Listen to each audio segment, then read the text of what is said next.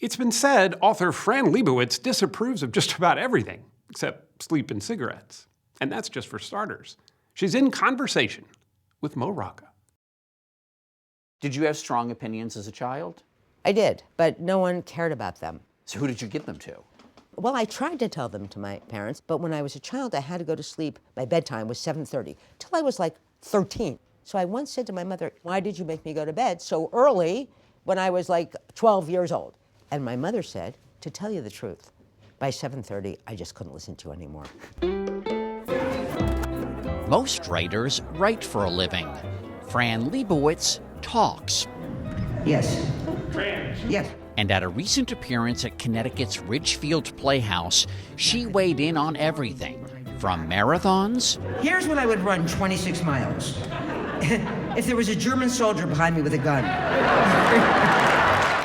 To costumes for pets. Dogs don't need clothing. That's what the fur is. To her own legendary lack of productivity. I am such a slow writer, I could write in my own blood without hurting myself. She's been speaking her mind for half a century. This is my favorite thing to do. This is why I write. From her days writing for Andy Warhol's Interview magazine in the 1970s, to her two best-selling collections of comic essays, repackaged into a single volume. Ladies and gentlemen, the one and only Fran Lebowitz. To a Netflix series directed by her friend Martin Scorsese. People want to challenge themselves. I find real life challenging enough. Which brought her distinctly analog sensibility to a decidedly digital platform, though technology has always sort of baffled her. I was on a plane, and the guy sitting next to me was on his phone the whole time, and I thought, what is he doing? He was playing a game where it looked to me like he was murdering fruit, killing fruit. What does he do when he's not doing this? I'm hoping that one day I'm not wheeled into surgery and this guy is like my surgeon, you know? We met Lebowitz at the famed Argosy bookshop in Manhattan. I never loved Hemingway. There's, in my opinion, really such a thing as too butch. Apart from a children's book in 1994, she hasn't published a volume of new writing in 40 years. I must have all of these books. But audiences don't seem to mind. And yes, she's got something to say about audiences. Every single thing, there's standing ovation.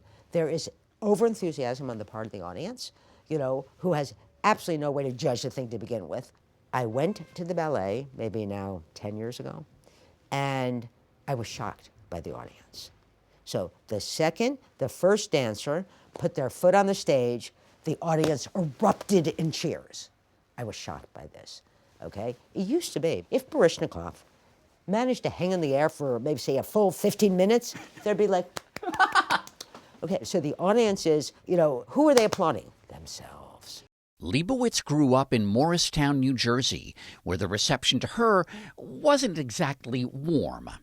Our parents did not pay the kind of attention to us that people pay attention to their children now. They felt that their job was to instruct us. Like I would say to my mother, can I please have an apple? My mother would say, may I please have an apple? Well, she was right. I would say, may I please have an apple? She would say, no.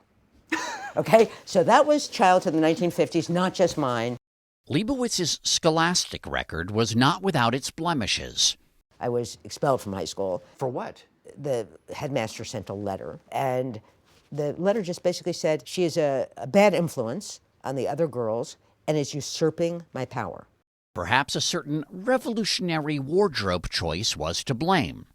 There was a Halloween party, you know, where you wore a costume, and I had a friend who, I don't know where they got it, they had a Castro mask, and it was really good. It really looked like Fidel Castro. And I went with a cigar to this girls' school for Halloween, dressed as Fidel Castro in the 60s, and was suspended for this.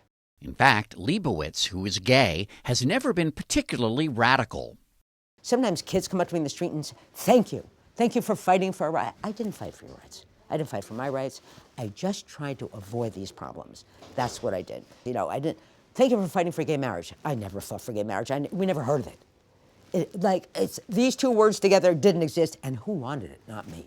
You know, I'm not against it. I'm glad you have it if you want it, but no thanks. Lebowitz has been a vocal advocate for rights of a different sort. Fran Lebowitz is a writer and a diehard defender of the right to smoke. I know that cigarette smoke annoys people. Other people's cigarette smoke annoys me.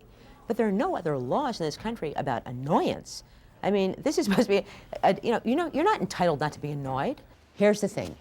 It's an addiction. It is not, however, a character flaw.